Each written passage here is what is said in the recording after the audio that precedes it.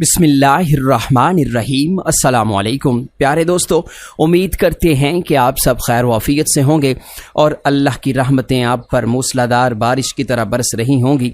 दुआ है कि अल्लाह अज़्ज़ा वजल की ज़ात आपको हमेशा खुश खुरम रखे। प्यारे दोस्तों, आज का ख़ास वजीफ़ा दौलत के मुतल्लक है।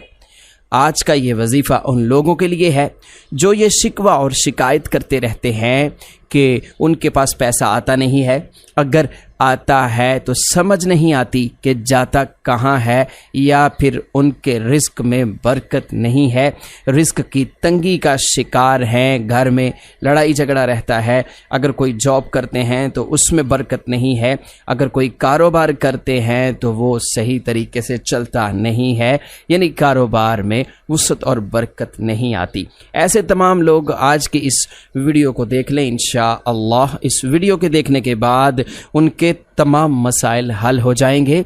इस वीडियो के बाद, इस वजीफ़े को करने के बाद इंशाअल्लाह घर में दौलत की फरावानी आएगी, घर में दौलत में बरकत आएगी, खुशहाली होगी और इंशाअल्लाह अगर किसी के ऊपर कर्ज़ है तो वो कर्ज़ भी ख़त्म हो जाएगा। प्यारे दोस्तों, आज का जो वजीफ़ा है ये सूरतुल फातिहा का वजीफ़ा है, जिसके बारे में रसूल अकरम सल्लल्लाहु अलैहि वआलिहि वसल्लम का फरमाने आली शान है कि हज़रत अबू हुरैरा रज़ी अल्लाह ताला अन्हो से रिवायत है, रसूल अकरम सल्लल्लाहु अलैहि वआलिहि वसल्लम ने फरमाया, अल्लाह ताला ये फरमाता है कि सूरह फातिहा मेरे और बंदे के दरमियान दो हिस्सों में तकसीम की गई है, निसफ़ मेरे लिए और निसफ़ मेरे बंदे के लिए। जो कुछ मेरा बंदा मांगता है वो उसको दिया जाएगा। फिर रसूलुल्लाह सल्लल्लाहु अलैहि वसल्लम ने फरमाया कि बंदा जब कहता है अल्हम्दुलिल्लाहि रब्बिल आलमीन तो अल्लाह ताला फरमाता है कि मेरे बंदे ने मेरी हमद की है, और जब वो कहता है अर्रहमानिर रहीम तो अल्लाह ताला फरमाता है कि मेरे बंदे ने मेरी तारीफ़ व सना बयान की है। बंदा जब कहता है मालिक यौमिद्दीन तो अल्लाह फरमाता है कि मेरे बंदे ने मेरी बुजुर्गी बयान की है। और फिर जब बंदा कहता है इय्याका नअबुदु व इय्याका नस्तईन तो अल्लाह फरमाता है ये आयत मेरे और मेरे बंदे के दरमियान मुश्तरक है, क्योंकि इसमें एक पहलू हक़ ताला की सना का है, हमद का है, और तो दूसरा पहलू दुआ और दरख्वास्त का है। और इसके साथ ही इरशाद होता है कि मेरे बंदे को वो चीज़ मिलेगी जो इसने मांगी है। फिर जब बंदा कहता है इहदिनस सिरातल मुस्तकीम तो हक़ ताला फरमाता है कि ये सब मेरे बंदे के लिए है, इसको वो चीज़ मिलेगी जो इसने मांगी है। रसूल करीम सल्लल्लाहु अलैहि वसल्लम ने फरमाया, उस ज़ात की कसम जिसके कब्ज़ा कुदरत में मेरी जान है, सूरह फातिहा की नज़ीर ना तो तौरात में नाजिल हुई और ना इंजील में, ना ज़बूर में, और ना ही किसी और जगह पर। नबी करीम सल्लल्लाहु अलैहि वसल्लम का फरमान है कि सूरह फातिहा में हर बीमारी की शिफा है। प्यारे दोस्तों, सूरह फातिहा 7 आयात पर मुश्तमिल है, जिनमें पहली 3 आयात अल्लाह ताला की हम्द व सना है और आखिरी 3 आयात जो हैं वो दुआ व दरख्वास्त का मज़मून लिए हुए हैं, और जो दरमियानी आयात है उसमें अल्लाह की हम्द व सना भी है और दुआ और दरख्वास्त यानी दोनों चीज़ें पाई जाती हैं। तो अब चलते हैं उस वजीफ़े की जानिब जो आपने सूरह फातिहा का करना है, और रिस्क की तंगी ख़त्म हो जाएगी, और उस वजीफ़े की बरकत ही कुछ ऐसी है कि इंशाअल्लाह घर में दौलत ही दौलत आएगी। पैसे की जो भी परेशानी है अल्लाह के करम से वो ख़त्म हो जाएगी। ज़रा तवज्जो से समात फरमा लीजिए। सूरह फातिहा का 7 दिन का वजीफ़ा है, और कोशिश करके आपने इस वजीफ़े को जुमेरात के दिन शुरू करना है। जुमेरात के दिन सुबह आपने नमाज फ़जर के बाद इस वजीफ़े को शुरू करना है। कैसे करना है ज़रा तवज्जो से सुन लीजिए। आपने 11 मरतबा दुरूद शरीफ पढ़ना है, और उसके बाद सूरह फातिहा 90 मरतबा यानी 90 बार आपने सूरह फातिहा पढ़नी है।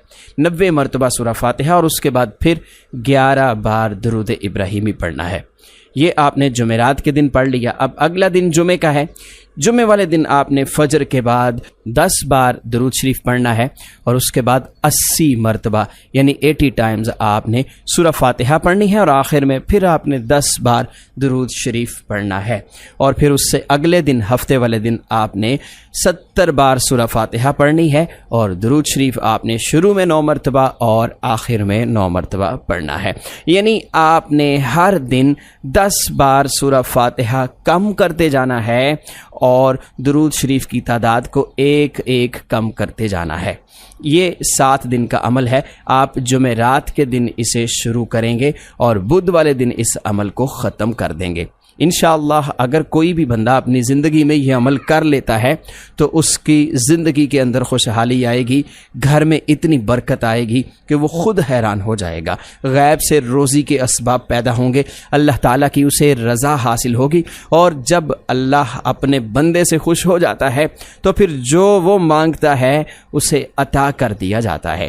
پیارے دوستو، اس عمل کو جیسے آپ کو بتایا ہے اسی طریقے سے کرنا ہے۔ پہلے دن 90 بار، دوسرے دن 80 بار، تیسرے دن 70 بار اور پھر 60 بار، 50 بار، اس طرح آپ نے 10 کم کرتے جانا ہے۔ 7 دنوں میں یہ تعداد ہو جائے گی 30، یعنی آخری دن آپ 30 مرتبہ سورہ فاتحہ پڑھیں گے۔ یاد رکھیے گا ہر دن درود شریف کی تعداد ایک ایک کم کرتے جانا ہے۔ یاد رکھیے گا پہلے دن آپ 11 بار اول و آخر درود پاک پڑھیں گے، دوسرے دن 10 بار، تیسرے دن 9 بار اور چوتھے دن 8 بار آپ پڑھیں گے۔ اس طرح ایک ایک کم کرتے جانا ہے۔ انشاءاللہ جو کوئی بھی بہن بھائی اس عمل کو کرے گا وہ خود اس کے نتائج دیکھ کر حیران ہوگا، بلکہ دوسروں کو بھی یہ عمل بتانے پر مجبور ہو جائے گا۔ اللہ تعالیٰ سب کے رزق میں برکت عطا فرمائے۔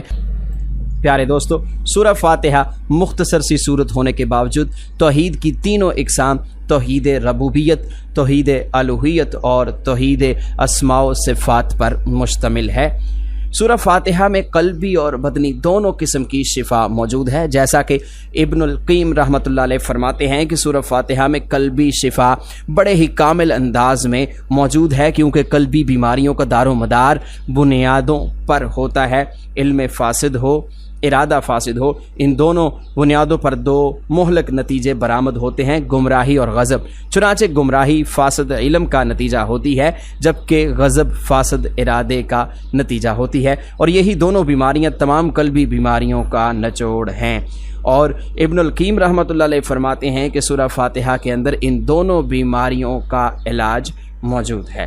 صحیح بخاری میں ابو سعید خدری رضی اللہ تعالی عنہ بیان کرتے ہیں کہ نبی صلی اللہ علیہ وآلہ وسلم کے چند صحابہ کرام عرب کے کسی قبیلے کے قریب سے گزرے اور سورہ فاتحہ کے ذریعے دم کرنے کی مکمل روایت بیان کی۔ پھر کہا، اس حدیث میں آیا ہے کہ بچھو کے کاٹے ہوئے پر مریض کو سورہ فاتحہ سے شفا ملی اور دوا کی ضرورت ہی نہ رہی، بلکہ سورہ فاتحہ کا اثر وہاں بھی ہوا جہاں کوئی دوا اثر نہیں کر رہی تھی۔